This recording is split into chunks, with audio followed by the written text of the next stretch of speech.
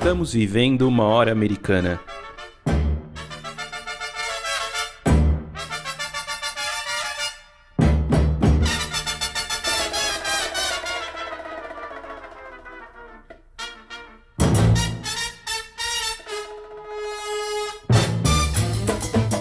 Sejam bem-vindos ao podcast Hora Americana. Aqui traremos especialistas para conversar sobre diversos temas da história das Américas. Meu nome é Caio Pedrosa e estou aqui com meus companheiros de sempre, Luiz Calil, Rodolfo Gautier e Valdir Santos. E agora contamos também com a participação da Priscila Pereira. No episódio de hoje falaremos sobre as rebeliões indígenas no século XVIII, no período borbônico. E para conversarmos sobre esse tema, convidamos a professora Elisa Garcia, da Universidade Federal Fluminense.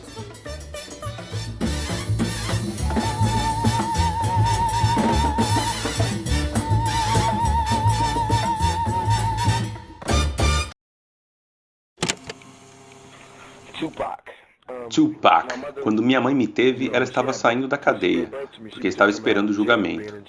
Nesse período, ela teve muitas mulheres fortes ao lado dela, e ela estava pensando no nome que iria dar ao filho. E havia uma mulher que tinha acabado de chegar do Peru, e ficava contando para minha mãe uma história da sua terra, sobre um verdadeiro revolucionário peruano chamado Tupac Amaru, que estava lutando contra o governo e estava realmente vencendo esses desgraçados. Tribos indígenas estavam vencendo o governo, e eles disseram, ok, queremos parar de lutar, queremos nos encontrar com Tupac Amaru. E ele foi até eles e o governo disse que queria parar a luta. Pare de lutar, muitas pessoas estão morrendo, nós vamos atender às suas reivindicações. E ele disse ok, e ordenou cessar fogo. Mas assim que houve cessar fogo, eles cortaram seus braços, deceparam sua cabeça, cortaram suas pernas, o enfiaram em uma estaca e o colocaram no meio da aldeia. Toda vez que você diz o meu nome, esse é o meu lembrete para nunca ceder e nunca desistir. Não existe trégua enquanto as pessoas não forem livres, independentemente de quem sejam.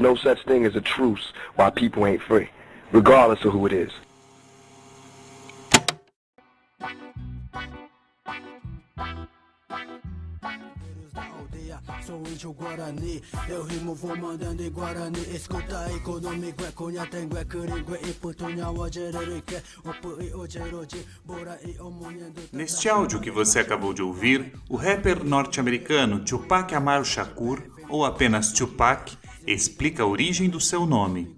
O cantor afirma que sua mãe teria escolhido este nome após uma mulher peruana lhe contar a história de um verdadeiro revolucionário assassinado pelas autoridades espanholas.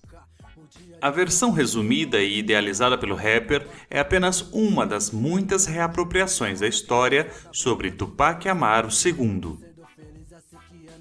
Seu nome foi utilizado por guerrilheiros uruguaios na década de 1970, por exemplo, que se autodenominavam como Tupamaros. Tupac Amaru também esteve presente em cédulas de dinheiro, além de ser retratado em dezenas de pinturas e esculturas exibidas ainda hoje em vários países da América do Sul. Nas últimas semanas, outro rapper fez referência a Tupac Amaru. Em This Is Not America, Residente compara a tortura e execução do líder indígena do século XVIII com a repressão a manifestações sociais do presente. Em muitas dessas representações, Tupac Amaru é idealizado como um líder indígena contrário ao colonialismo europeu ou um herói nacional que lutou pela independência. No entanto, longe de ser anti-imperialista ou proto-nacionalista, Tupac Amaru II foi um líder indígena que manteve estreitas relações com a coroa espanhola.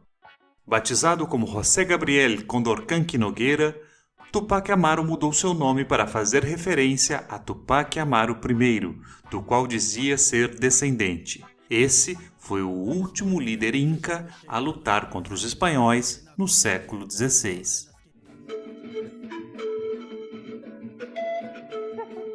Antes de liderar um movimento armado, Tupac Amaru II realizou uma série de negociações junto à coroa espanhola a respeito das condições de trabalho e tributação na região do atual Peru.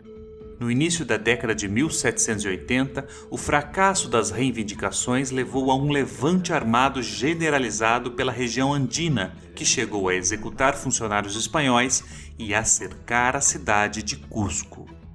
Traições e a forte repressão por parte da coroa e da Igreja Católica resultaram na prisão, tortura e execução de dezenas de líderes indígenas. Entre eles estavam Tupac Amaru e sua esposa, Micaela Bastidas, que também teve participação fundamental nos levantes. Essas mortes foram descritas por um funcionário da coroa espanhola que testemunhou aquele evento. Ataram-lhe as mãos e pés 4 cordas e prenderam-nos ao dorso de 4 cavalos. Não sei se porque os cavalos não fossem muito fortes ou o índio em realidade fosse de ferro, não puderam absolutamente dividi-lo. O visitador, movido de compaixão, para que não padecesse mais aquele infeliz, despachou uma ordem, mandando que o carrasco cortasse sua cabeça, como se executou. Desse modo, acabaram José Gabriel Tupac Amaru e Micaela Bastidas. Neste dia, compareceu à praça um grande número de gente, mas ninguém gritou nem levantou uma voz.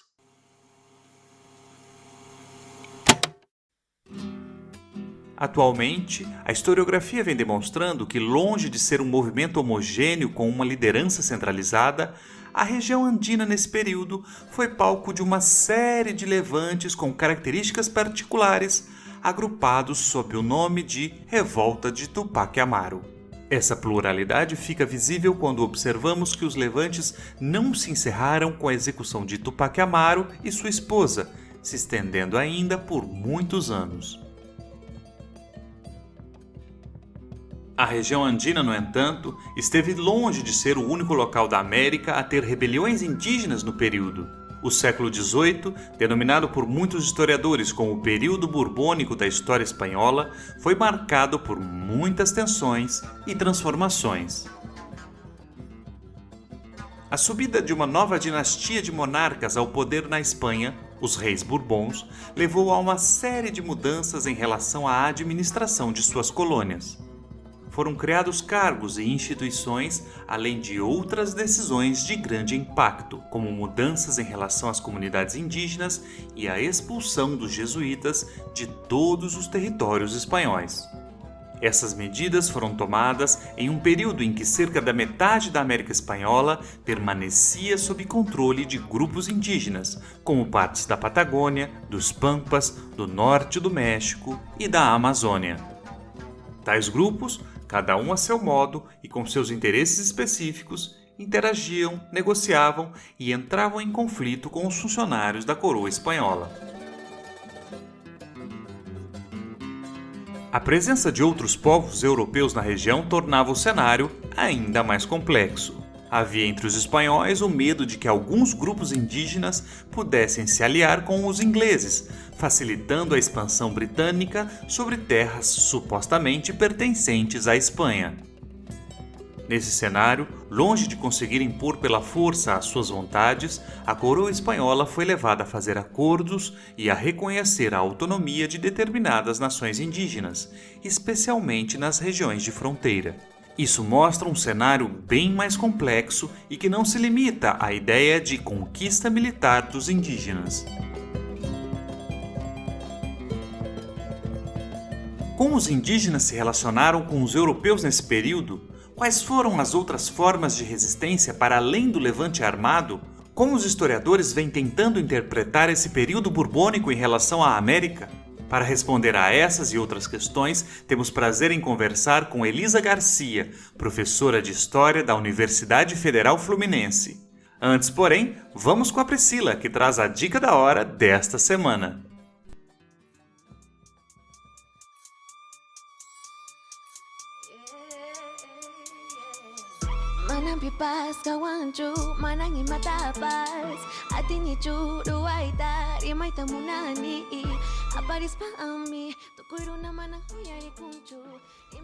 A dica de hoje é a coletânea Trajetórias Americanas, que acabou de ser lançada pela editora da Universidade de Pernambuco em versão física e em e-book. A obra é dividida em 2 volumes e conta com textos de pesquisadores de diferentes universidades brasileiras. O primeiro volume é dedicado ao período colonial e ao século XIX. Já o segundo volume aborda o período que vai do início do século XX até os dias atuais. Entre outros temas estão a conquista espanhola, a atuação da coroa e da Igreja Católica sobre os indígenas, os processos de independência e formação dos Estados Nacionais e os regimes ditatoriais da segunda metade do século XX. Todos os textos da coletânea partem de um objetivo comum, que é o de relacionar temas centrais da história do nosso continente à trajetória individual de um ou 2 personagens relacionados aos eventos abordados. O assunto do episódio de hoje foi tema de um dos artigos do primeiro volume da coletânea. Nele, a professora Elisa Garcia analisa as trajetórias de Sepete Araju e Nicolás Nhenguiru, líderes indígenas que tiveram participação fundamental na Guerra Guaranítica, conflito relacionado às disputas fronteiriças entre Portugal e Espanha no sul da América em meados do século XVIII. Na nossa entrevista, a professora fala um pouco sobre esses conflitos e a atuação dos indígenas diante das disputas travadas entre as 2 potências europeias. E para quem está ouvindo o episódio na semana de lançamento, nós temos uma boa notícia. Nós sortearemos um exemplar de cada volume da coletânea. Para participar, basta entrar nas redes sociais do Hora Americana e ver o regulamento.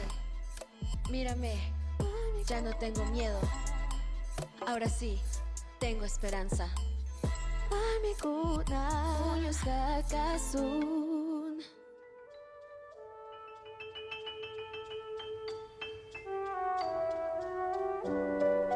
Você está ouvindo Hora Americana. Olá, ouvintes do Hora Americana. Agora iniciaremos mais um episódio. Hoje temos o enorme prazer em receber a professora Elisa Garcia, da Universidade Federal Fluminense, para conversar sobre rebeliões indígenas no período colonial das Américas. E o Calil vai começar com a primeira questão. Elisa, primeiro, muito obrigado por você ter aceitado o convite. Eu acho que é um tema muito interessante e é um tema que abre espaço para várias outras visões, leituras sobre o período colonial. Pensando especificamente no século XVIII, que é o que a gente vai falar um pouco mais na entrevista de hoje, eu acho que antes de pensar a questão específica das rebeliões indígenas, valeria a pena a gente pensar esse período do Império Espanhol. Que geralmente o século XVIII na Espanha, ou no Império Espanhol como um todo, é denominado como o período borbônico, o período da dinastia borbônica, porque é o século em que você tem a ascensão dos Bourbon ao poder, e junto disso, pelo menos para alguma parte da historiografia, uma mudança nas atitudes em relação às colônias, uma mudança nas atitudes em relação a outros aspectos da administração que chegam a ser denominadas por parte dos historiadores como as reformas borbônicas. Você poderia, por favor, apontar um pouco algumas das características desse período borbônico e o que ele difere dos períodos anteriores de presença espanhola aqui na América?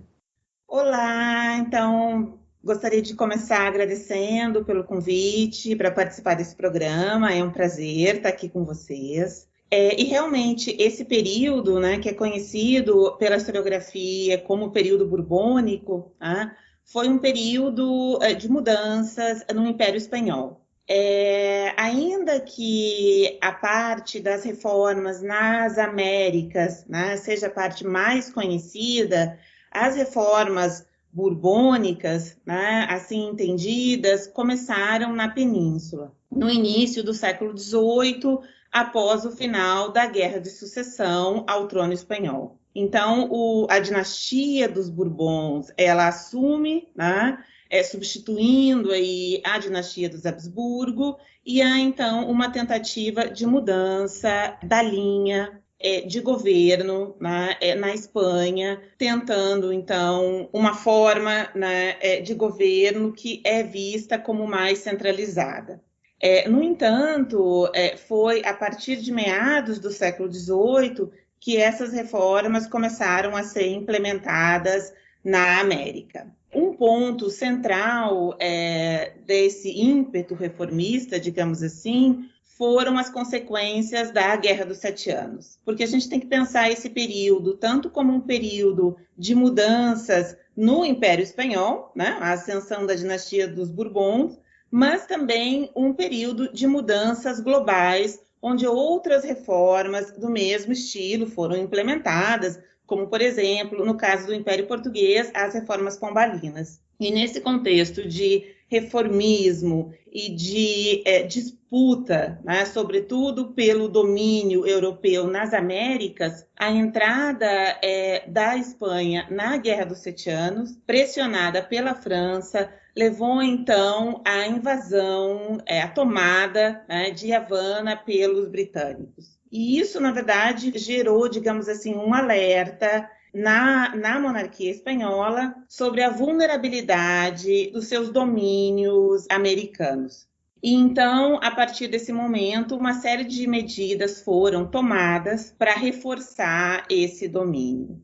E aí tem a questão de como essas medidas foram pensadas pela historiografia. A gente tinha uma corrente bastante influente que denominou, né, essas políticas, essas medidas administrativas como um momento de reconquista da América. Então, essa foi uma interpretação bastante difundida num texto do David Brading, na coleção de História da América Latina, organizada pelo Leslie Bethel. Tá?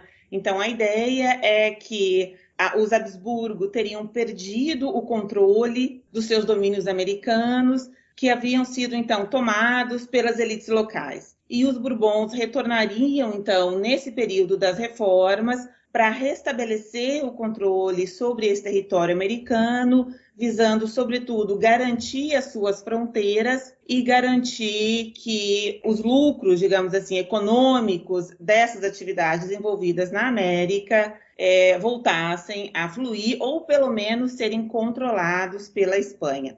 Não obstante, essa interpretação ela tem sido questionada, né, já nas últimas 2 décadas, por autores que vão pensar esse processo de uma maneira mais matizada. Então, esse momento de implementação das reformas na América antecede a tomada de Havana, como a gente vai ver daqui a pouco ao falar das revoltas indígenas, mas também é um processo bastante diferenciado no território americano. E esse é um outro aspecto que a gente consegue entender melhor através também da perspectiva indígena. Tá? Porque eu acho que isso é importante para a gente pensar esse ponto, pensar o poder nesse espaço americano, tanto o exercido pelas elites locais, mas também o poder exercido pelos povos nativos, porque o domínio efetivo do Império Espanhol no território americano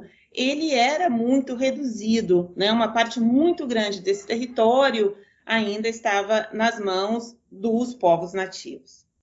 Então, essa historiografia aí, nos últimos 20 anos, vai começar a pensar nesses espaços específicos e também relativizar o que foi chamado desse ímpeto reformista, né? Mostrar, assim, que houve, num certo sentido, uma tentativa de centralização, uma tentativa do que era entendido na época como racionalização dessa administração colonial, uma racionalização pensada, sobretudo, para benefício da Espanha peninsular. Mas essa historiografia vai demonstrar também o potencial de negociação que os Bourbons acabaram tendo que acatar justamente devido às reações que aconteceram na América em diferentes espaços. Então, eu acho que essa é a principal questão para a gente lembrar. Tem um texto que eu gosto muito do Jorge Hellman, que ele vai falar justamente isso, quer dizer, o potencial da negociação para a manutenção desse império colonial espanhol. Professora Elisa, ainda pensando nesse panorama, né, mais geral que você traçou para a gente, relativo ao período das reformas borbônicas e tudo mais, a gente percebe que vários sujeitos, né, vários agentes sociais foram afetados por elas, né? E no caso das comunidades indígenas, como é que essas mudanças colocadas em prática pela coroa vão afetar essas comunidades? Então, o tema das comunidades indígenas é central na análise dessas reformas borbônicas. E essa é uma diferença importante em relação ao Império Português. E às vezes é difícil para o público brasileiro entender que os povos indígenas eram a base do Império Espanhol. E essa questão foi reconhecida pelos próprios reformadores, quer dizer, os intelectuais aí que desenvolveram tratados utilizados nas reformas borbônicas assinalaram a centralidade dos povos indígenas para o bom funcionamento do Império Espanhol.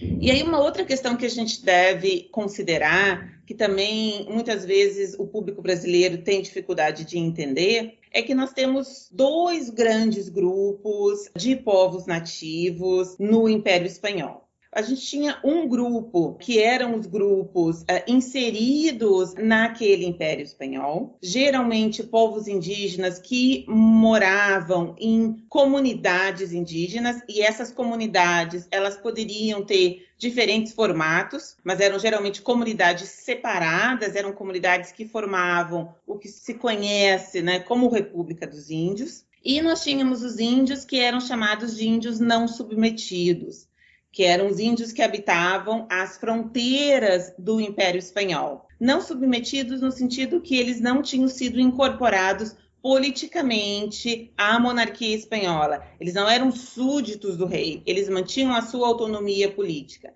Agora, eles tinham, sim, uma relação muito antiga com o Império Espanhol e também com a concorrência. Então, eles, muitas vezes, eram aqueles que faziam a mediação entre os mercados espanhóis e as potências europeias rivais que queriam ter acesso àqueles espaços e àqueles circuitos. E as reformas foram pensadas para esses dois grupos de maneiras distintas. Então, aqueles grupos inseridos na sociedade espanhola, que viviam nessas comunidades, o objetivo das reformas era implementar uma série de políticas que levariam à dissolução dessas comunidades e daquilo que fazia parte da especificidade desse súdito indígena. Então, por exemplo, em muitas dessas comunidades, o idioma nativo era o idioma dominante. Isso era uma questão que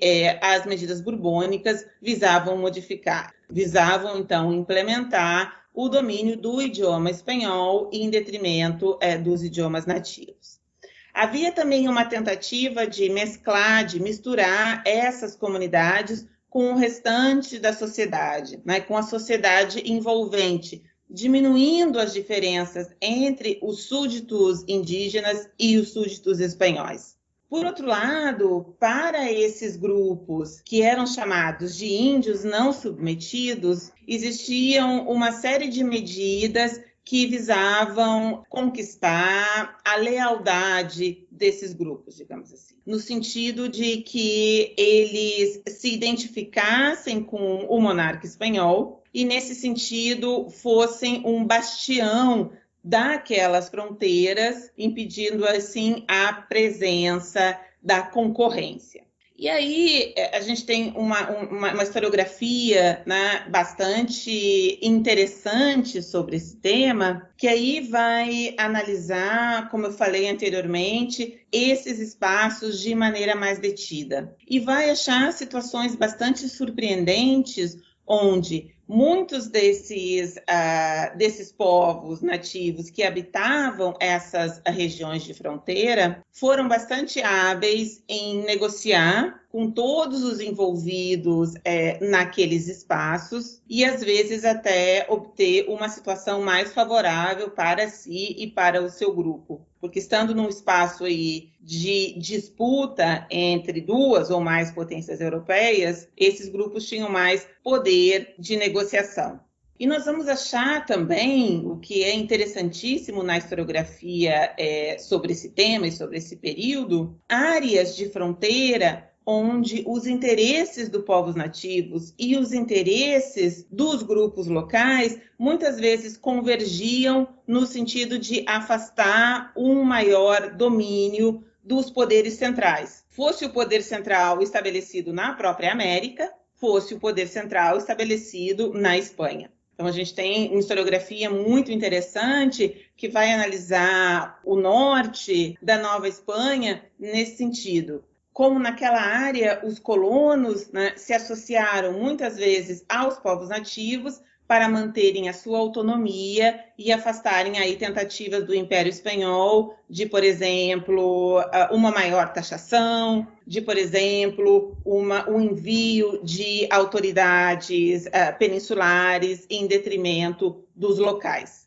E também uma situação bastante interessante nesse sentido vai ocorrer em muitas dessas comunidades indígenas. Por quê? Porque uma dinâmica, né, das relações sociais vai aparecer no momento onde agentes dessas medidas vão chegar nessas comunidades e vão entender que essas comunidades não eram exclusivamente repúblicas de índios. Vão entender que ali eram, na verdade, comunidades onde havia uma presença de vários outros segmentos da sociedade colonial e muitas questões que eram, por exemplo, entendidas pelos reformistas como aspectos caracteristicamente dos povos nativos, na verdade eram compartilhados, né, por outros segmentos da população. E a língua, né, vai ser um desses elementos, né, que em várias regiões elas eram línguas de origem nativa, mas elas não eram faladas só pelos índios, elas eram faladas pelos espanhóis nascidos naqueles espaços.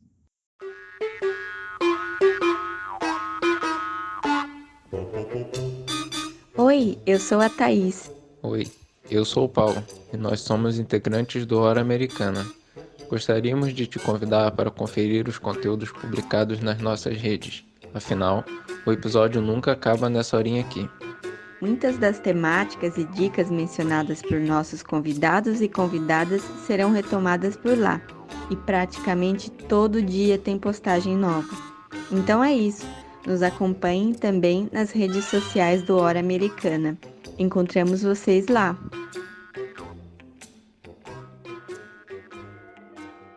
Bom, Elisa, dentro desse contexto aí, né, do século XVIII, tem uma revolta, uma rebelião, né, que é muito conhecida, que é a rebelião do Tupac Amaru. E é uma rebelião que desafia muitos historiadores na interpretação dela, né? Existem muitas formas de entender como, né, os significados dessa rebelião e os motivos dela ter eclodido. E até hoje em dia tem autores que vão destacar que, na verdade, não seria só uma rebelião, mas múltiplas insurreições que teriam sido agrupadas sob o mesmo nome. Então eu queria perguntar, né, pedir para você explicar em linhas gerais o que foi essa revolta e quem foi esse personagem, né, o Tupac Amaru. Então, a gente tem essa revolta, né, que é a mais conhecida do período e muitas vezes chamada da revolta do Tupac Amaru. Mas realmente, nas últimas décadas, também a historiografia tem demonstrado como o ideal seria pensar num levante generalizado na região andina com vários líderes. O Tupac Amaru foi, sim, um dos líderes mais importantes desses levantes andinos na segunda metade do século XVIII. É importante a gente lembrar, até para entender o simbolismo da revolta, que a gente está tratando do Tupac Amaru II. Por quê? Porque o Tupac Amaru I foi o último líder do estado de Vilcabamba, de um estado que resistiu ao domínio espanhol nos Andes até o início da década de 1570. E o Tupac Amaru, então, foi o último inca desse estado, né, que foi aprisionado e executado. E o Tupac Amaru II, né, é também uma lembrança dessa autonomia perdida e da luta pela sua manutenção ou pela sua reconquista. Mas, por outro lado, é importante a gente pensar também que muito do que hoje é relacionado ao Tupac Amaru se deve a releituras políticas em diferentes momentos daquela revolta pensada como algo que desafiava o sistema colonial espanhol. E aí ela foi pensada não só como algo que representava os povos nativos, mas também apropriada por diferentes segmentos das sociedades americanas ao longo do tempo, né, para simbolizar esse levante anticolonial do continente. Não obstante, essas revoltas andinas, assim como outras revoltas que aconteceram nesse período, se num determinado momento elas chegaram realmente a ameaçar a ordem colonial nesses espaços, elas não se iniciam dessa maneira. Essas revoltas, elas foram essencialmente revoltas que nós conhecemos como revoltas de antigo regime. Elas eram movimentos profundamente legalistas que pensavam, sobretudo, na manutenção do status quo vigente. E aí as reformas borbônicas, propondo aí alterações nesse status quo vigente, acabaram legitimando uma série de demandas vistas como legítimas pelos envolvidos. E aí são revoltas de antigo regime no sentido de que elas não estão pensando um futuro utópico, elas estão pensando a manutenção das coisas como elas eram até então. Se refere tanto à legislação, mas ele se refere também aos costumes. E a historiografia mais recente, quando vai pensar nesses movimentos através dessa perspectiva, consegue nos mostrar esse entramado do período borbônico que é essencial para a gente entender não só o surgimento dessas revoltas, desses levantes nativos, mas também os desdobramentos das questões levantadas por esses povos nativos. Um trabalho que é fundamental é o trabalho do Sérgio Serunikov sobre esses levantes na região andina, trabalhando sobretudo com o Tupac Katari. O Tupac Katari, ele vai ser o principal líder da província de Chayanta, e o Tupac Katari é alguém que vai procurar, sobretudo, pela justiça colonial. E o Tupac Katari, sendo da atual Bolívia, mas que na época era a audiência de Charcas, a justiça que ele vai procurar é também um desdobramento direto das reformas borbônicas, porque as reformas borbônicas criaram o novo vice-reinado do Rio da Prata, em 1776, e a Bolívia, né, a antiga Charcas, foi retirada do vice-reino do Peru e incluída no vice-reino do Rio da Prata. E então o Tupac Katari, ele vai a Buenos Aires em busca de justiça e ele é contemplado. E ele recebe do vice-rei um documento dando razão às suas demandas. E o que acontece com o Tupac Katari? O Tupac Katari, na volta, no retorno de uma jornada completamente legal, ele é aprisionado e forças, então, legalistas acabam acusando o Tupac Katari de ter falsificado um documento do vice-rei do Rio da Prata e ele acaba sendo executado, assassinado, numa situação bastante obscura, e depois aquilo acaba inflamando um levante bastante disseminado que acaba sendo violentamente reprimido pelas tropas legalistas. Agora, uma questão importante que o Sérgio Serunikov levanta no trabalho dele é que justamente essa violência que foi depois reprimida pelas tropas legalistas, ela não estava na origem do levante. E aí o exemplo do Tupac Katari é fundamental, né? A origem do levante é procurar uma solução pelas vias estabelecidas da sociedade colonial. E aí são os conflitos, né, entre um antigo vice-reino estabelecido e as antigas autoridades vinculadas àquele vice-reino do Peru e os novos do vice-reino da Prata, que estão em conflito administrativo como é que o Tupac Katari consegue, num primeiro momento, se estabelecer nesse conflito e conseguir uma vitória das suas demandas, uma vitória administrativa e jurídica, mas ele acaba padecendo numa situação ali bastante irregular por parte dos próprios representantes do poder colonial. Então, o importante da gente pensar dessa história eram os conflitos que existiam nesse poder colonial, como é que os povos indígenas eram um outro elemento desse conflito e como é que esse levante generalizado vai acontecer nos Andes a partir justamente dessas medidas borbônicas e de brechas e também arbitrariedades possibilitadas por essas novas dinâmicas administrativas.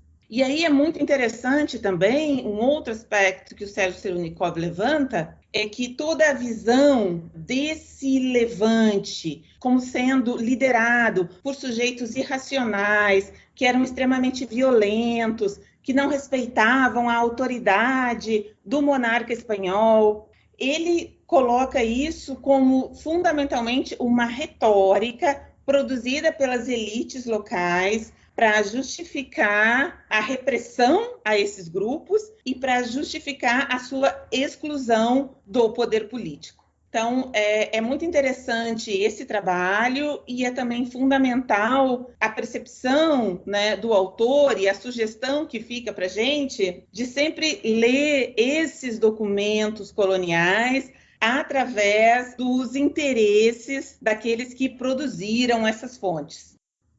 Elisa, eu acho que ver esses casos específicos de personagens e as trajetórias deles ajuda a gente a perceber as nuances, né? Como é muito difícil a gente identificar uma resposta, um elemento, um conceito que abarque todas essas formas de representação, de negociação, de disputa, de luta dentre os indígenas aqui na América.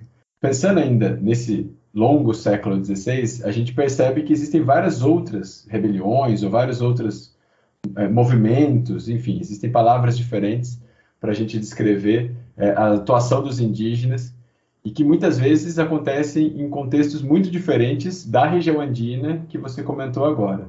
Por exemplo, mas não é o único caso, né, tem as missões jesuítas no sul, que tem ali também uma série de atritos, de revoltas, que são bem diferentes em alguns aspectos do que o que a gente viu em torno do Tupac Katari ou do Tupac Amaru. Você poderia, por favor, abordar algumas dessas rebeliões e explicar um pouquinho para a gente esse outro contexto mais ao sul, por favor?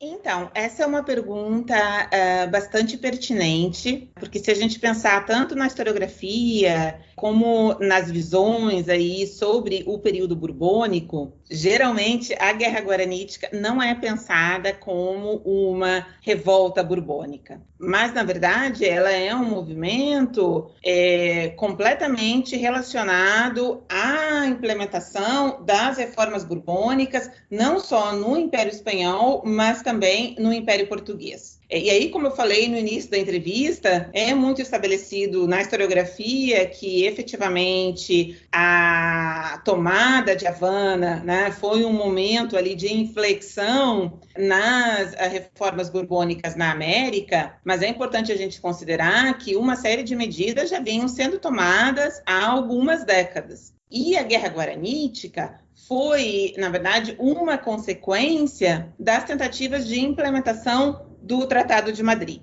E aí eu retomo também uma outra questão que vou aproveitar a oportunidade aqui para lembrar que o Tratado de Madrid nunca foi cumprido. Então, muitas vezes, quando a gente vê esse momento sendo trabalhado na historiografia, em material didático, inclusive em sala de aula, né, muitas vezes ali fica estabelecido ou subentendido, ou às vezes até de maneira clara, que o Tratado de Madrid foi uma realidade, quando na verdade ele nunca foi. E o que foi, então, o Tratado de Madrid? O Tratado de Madrid foi firmado aí dentro desse espírito reformista borbônico e pombalino de que era importante estabelecer as fronteiras entre os dois impérios. E aí, nessas negociações fronteiriças, e aí esse é um tema, acho que bastante conhecido do público brasileiro, houve uma troca entre parte dos povos jesuíticos das missões do Paraguai, e essas missões do Paraguai não eram o Paraguai hoje em dia, mas é todo um território ali no espaço latino. Então, 7 dessas missões, juntamente com uma parte importante das instâncias daquelas missões, foram trocadas pela Colônia do Sacramento. Então, Portugal deveria entregar a Colônia do Sacramento para os espanhóis e os espanhóis entregariam, então, esse espaço ali das missões. A questão é que, como falariam as pessoas hoje em dia de uma maneira mais coloquial, né? Faltou combinar com os índios, faltou combinar a troca com as pessoas que efetivamente habitavam aqueles espaços. E a notícia, então, que chega a esses espaços que o rei espanhol tinha cedido os pueblos para o monarca português, essa notícia é, obviamente, muito mal recebida pelos povos nativos que habitavam aquele espaço. A notícia é mal recebida tanto por aqueles diretamente afetados, que viviam nesses 7 povos que deveriam ser entregues a Portugal, quanto pelos demais, porque esses espaços, as pessoas tinham relações de parentesco, relações de amizade, e também alguns dos territórios cedidos abrigavam ervais ou estâncias de gado de outros povos. Mas eu acho que a questão importante para a gente retomar essa dimensão das reformas borbônicas pensadas como, sim, algo que gera revoltas, muito mais no momento em que a negociação fracassa, é importante a gente pensar que a Guerra Guaranítica não foi uma consequência direta da notícia do Tratado de Madrid.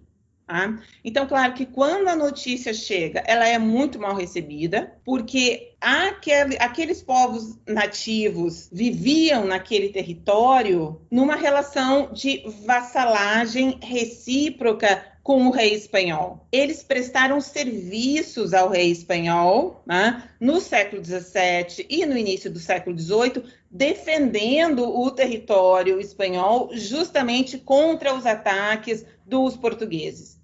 E é importante a gente pensar, né, no que era o exército espanhol nesse período. O exército espanhol, durante grande parte do período colonial, ele era formado pelos locais e em algumas regiões, como o Rio da Prata, sobretudo pelos povos nativos. Vão ser justamente os Bourbons que depois vão tentar profissionalizar esse exército. Então, quer dizer, a grande defesa dos interesses espanhóis na região do Rio da Prata, quem fez foram as milícias desses povos nativos que habitavam nas missões. E, em troca, eles receberam uma série de mercês dos monarcas espanhóis, incluindo os povos onde eles viviam, incluindo alguns privilégios legais que eles gozavam. E aí o rei simplesmente corta essa relação de reciprocidade, desconsidera esse passado e entrega o território dessas pessoas justamente aos seus piores inimigos até então. Ora, quem não se revoltaria diante de uma situação dessas?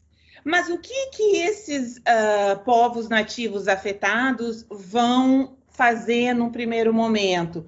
Eles vão escrever cartas ao rei. Tá? E isso é fundamental. Eles vão negociar, eles vão explicar essa relação de reciprocidade, eles vão tentar entender o que está acontecendo, eles vão tentar fazer o rei mudar de ideia. E, nesse meio tempo, os portugueses vão tentar atrair esses povos nativos daquele espaço para os domínios de Portugal. Porque um outro aspecto importante dessa disputa ibérica pelo território americano é também uma disputa pelos súditos. E aí, a Guerra Guaranítica vai ser um dos aspectos que vai acontecer como consequência do Tratado de Madrid, junto com a migração de uma parte considerável para o território português, junto com a negociação através de cartas, tentando utilizar e tentando acionar o sistema legal então vigente. O tratado acaba sendo anulado em 1761. Logo depois, os jesuítas são expulsos do Império Espanhol. Já tinham sido expulsos do Império Português, né, em 1759, e aí acaba gerando ali um outro tipo de negociação e acomodação naquele espaço.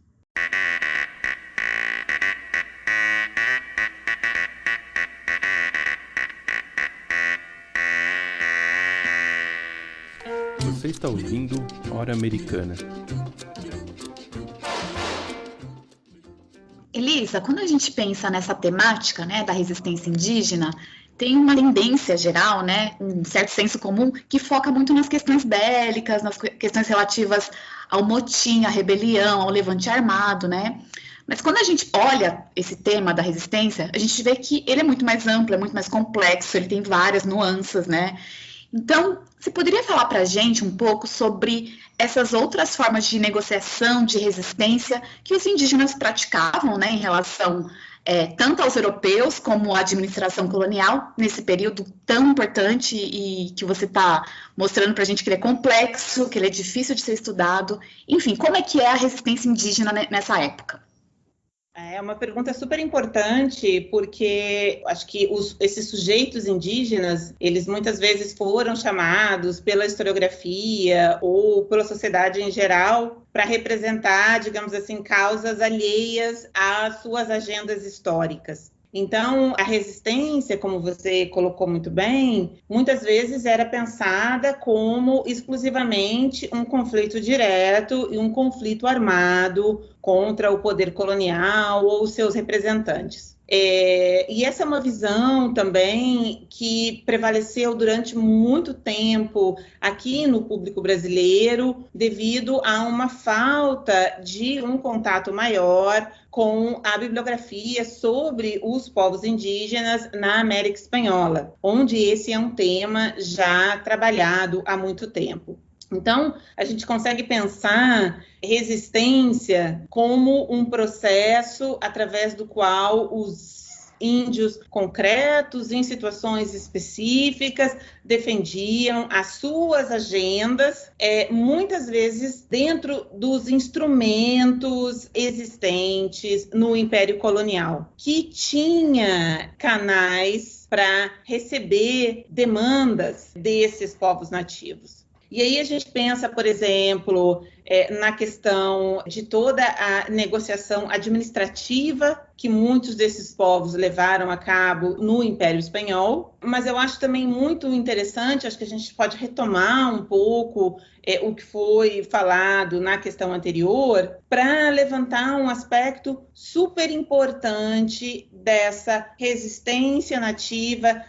Poderíamos pensar até, eu sei que é um termo que muitas pessoas não gostam, mas ele nos serve aqui para entender o processo de pensar quais os elementos que esses povos nativos utilizaram para se empoderar dentro daquele sistema espanhol. E aí o uso da escrita foi fundamental. Como é que muitas lideranças nativas incorporaram o uso da escrita e com isso conseguiam resistir, com isso conseguiam defender as suas agendas em esferas outras que não só um conflito bélico direto. E aí, esse é um instrumento não só de apropriação de uma técnica, né, que é a técnica da escrita, e aí uma escrita que era feita tanto nos idiomas nativos, quanto no próprio espanhol, mas também de instrumentos retóricos, de instrumentos legais, que poderiam ser aí acionados para a defesa dos seus interesses.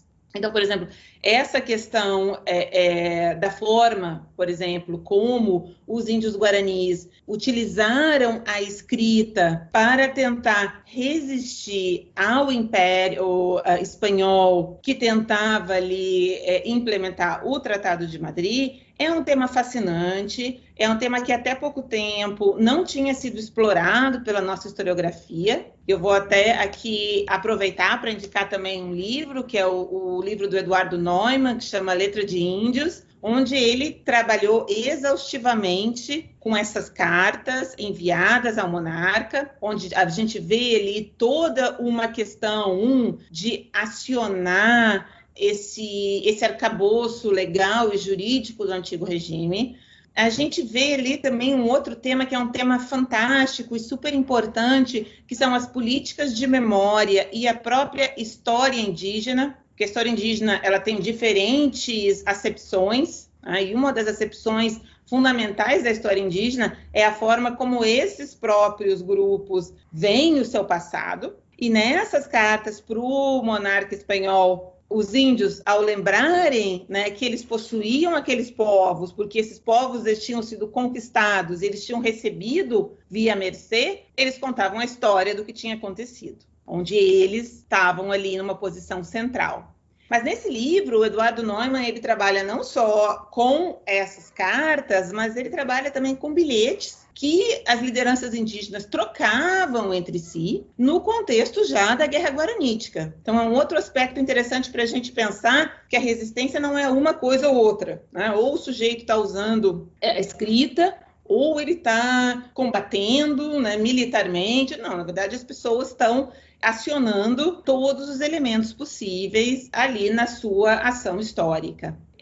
E esses bilhetes, então, que essas lideranças indígenas da Guerra Guaranítica utilizavam para se comunicar. E por que a gente tem ainda alguns desses bilhetes, que alguns desses bilhetes foram justamente confiscados pelas tropas ibéricas, né? E, portanto, armazenados na documentação nos arquivos coloniais. Então, é muito interessante a gente considerar a resistência no sentido de ação desses grupos de acordo com as suas próprias agendas, com o que eram os seus desejos naquele momento específico, com a forma como eles entendiam o mundo, e também com os diferentes instrumentos que eles utilizaram e como formas também de empoderamento e apropriação. Porque, às vezes, o mesmo elemento, que é um elemento de colonização e de dominação, porque a escrita foi isso, não há dúvidas, ela foi utilizada nesse sentido, mas ela foi também, ao mesmo tempo, ao ser apropriada e ressignificada pelos povos nativos, um instrumento de resistência. Então, importante lembrar que os aspectos, eles têm sempre múltiplas dimensões. Bom, Elisa, caminhando então para o final da nossa entrevista, eu queria te perguntar sobre a historiografia, né? Como que a historiografia lida com essas rebeliões indígenas, tendo em vista que esses personagens e eventos foram depois retomados, né, tanto pela esquerda, né, no século XX, né, o Tupac Amaru é tido como um herói, uma liderança rebelde contra a opressão, contra o colonialismo, também pela visão nacionalista, né, que identifica nesses personagens heróis nacionais, e até, né, nessas voltas que a história dá, até o Tupac talvez seja lembrado hoje em dia por muita gente mais como o nome de um rapper do que exatamente um líder indígena, né? Mas tem tudo a ver com essas questões que eu tô trazendo. Então, queria que você comentasse sobre essa questão. Então, eu acho super interessante essa questão, que é, na verdade, uma questão que nos faz refletir sobre os usos do passado. Tanto pela historiografia, que seria uma apropriação mais profissional e acadêmica desse passado, como por diferentes setores culturais e políticos da nossa sociedade. E as reformas borbônicas como um todo, né, elas são bastante representativas em diferentes apropriações daquele período. Então, antes de falar sobre as próprias questões indígenas, né, eu vou aproveitar aqui para lembrar que o próprio Felipe VI, quando tomou posse, né, como monarca espanhol, ele utilizou como símbolo, né, da sua tomada, do seu reinado, um retrato do Carlos III, que foi o principal monarca borbônico. Então, esses símbolos, eles são, assim, bastante representativos para diferentes setores da nossa sociedade. E aí o Tupac Amaru, em termos dos levantes indígenas do período borbônico, é realmente um símbolo que passou aí por diferentes percepções, diferentes apropriações, desde o próprio rapper que você falou, num sentido já de uma apropriação num contexto, né, de lutas políticas norte-americanas, passando então por uma perspectiva de um nativismo que vai ser muito importante nas diferentes apropriações dessas figuras. A gente tem, por exemplo, diferentes setores da esquerda que fazem referência ao Tupac Amaru como alguém que levantou voz contra a injustiça, contra o domínio colonial, como alguém que pode nos inspirar e nos ensinar. E aí o tempo também faz com que os mesmos personagens sejam revisitados, ressignificados, e o tempo também faz com que outros personagens daqueles contextos sejam trazidos à tona e podem também passar a significar coisas para setores específicos. A Bartolina Cisa é um personagem que eu gosto muito, envolvida aí no Levante Andino. Ela era mulher do Tupac Katari, né? Ela foi executada também na repressão ao Levante. Ela foi um personagem bastante atuante no Levante como um todo. E aí a gente vê uma outra dimensão da historiografia e da sociedade que vem surgindo nesse momento e que nos leva a repensar o passado, porque até o momento nós só falamos de homens, e é uma questão que hoje a historiografia como um todo se coloca, e aí a própria Bartolina Cisa sendo revista, e ela tem tido mais espaço na historiografia, mas também tem tido mais espaço nas apropriações políticas naquele passado e na construção de projetos de futuro americanos relacionados, sobretudo, às mulheres indígenas. Então, a data da execução da Bartolina Cisa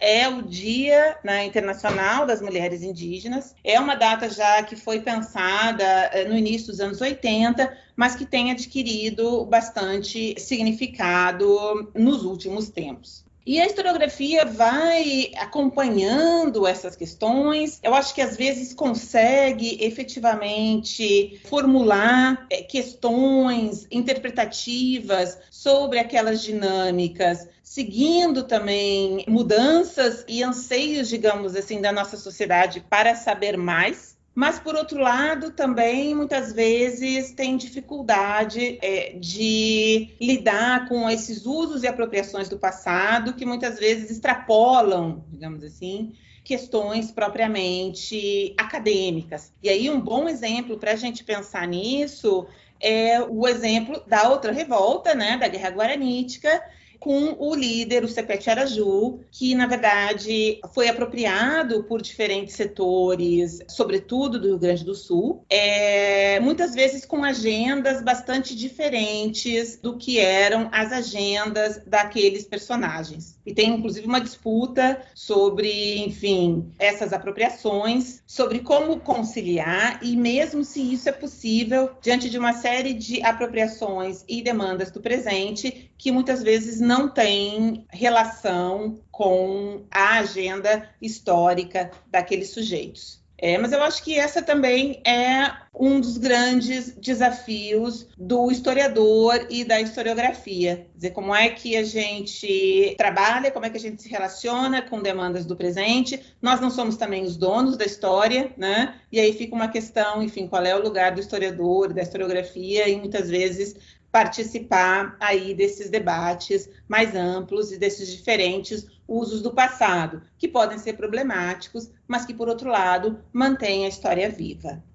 Bom, Elisa, muito obrigado pela sua entrevista, foi ótima, nos ajudou a entender esse tema tão fascinante, né, da história das Américas, que, de fato, tem várias complexidades envolvendo ele, mas que é muito interessante de se estudar. Espero que anime mais pessoas a entenderem melhor esse período e essas temáticas relacionadas à participação indígena e assim por diante. Muito obrigado pela sua presença aqui no Hora Americana hoje.